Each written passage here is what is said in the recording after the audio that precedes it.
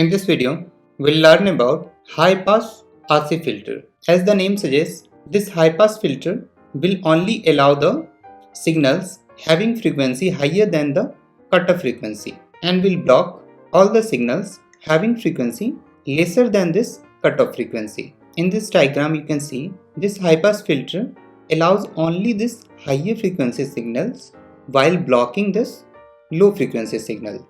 The most obvious question comes, why we need this high pass filter? So in real applications, wherever we have to remove or cut off the signals having lesser frequencies, there we can use this kind of high pass filter, like audio amplifiers. In audio amplifiers, we have to remove all the noises before passing it to amplifier, and we know that a human can hear the sound of having frequency from 20 Hz to 20 kHz. So all the frequencies lesser than the 20 Hz must has to be blocked. So for this purpose also we can use this high pass filter. And suppose someone is making a speech on a stage, so there some humming sound can come which can be filtered out with this high pass filter. So we can say this high pass filter removes all the noises before passing it to the amplifier. Let's see its circuits now. So here this capacitor is connected in the series with the load.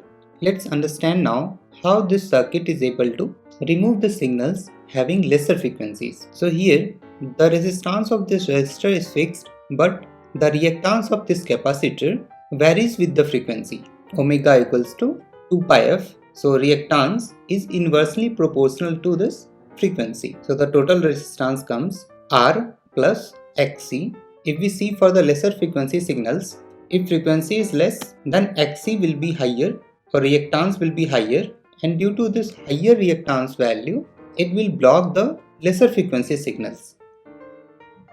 And for high frequency signals, Xc will be very less as it is inversely proportional to the frequency. If frequency is high, so reactance will be almost zero. So for higher frequencies, the total resistance will be less, and due to this reason it will allow the signals of having higher frequencies. As a summary, for low frequency signal, the reactance will be very high which will block these low frequency signals, and for high frequency signal the reactance will be negligible which will allow these high frequency signals. Now let's see its frequency response. Here on y-axis we are having gain in dB. For 0 dB gain, the output will be equals to the input, which you can see here. This is flat line tells that on 0 dB this V out will be equals to V in. Here we can notice the signals of having higher frequencies than the cutoff frequency are allowed by this high pass filter, and all the signals having lesser frequency than this cutoff frequency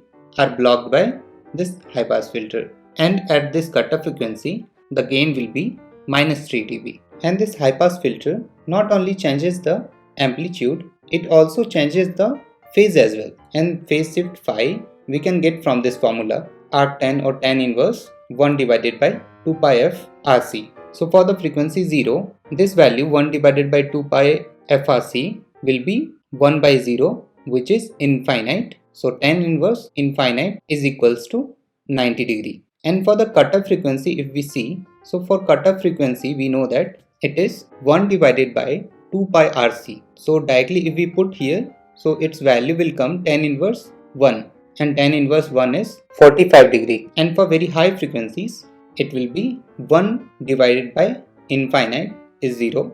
So tan inverse 0 is 0. So for higher frequency signals, this phase shift will be 0. So in this way, this high pass filter is able to remove all the signals having lower frequencies.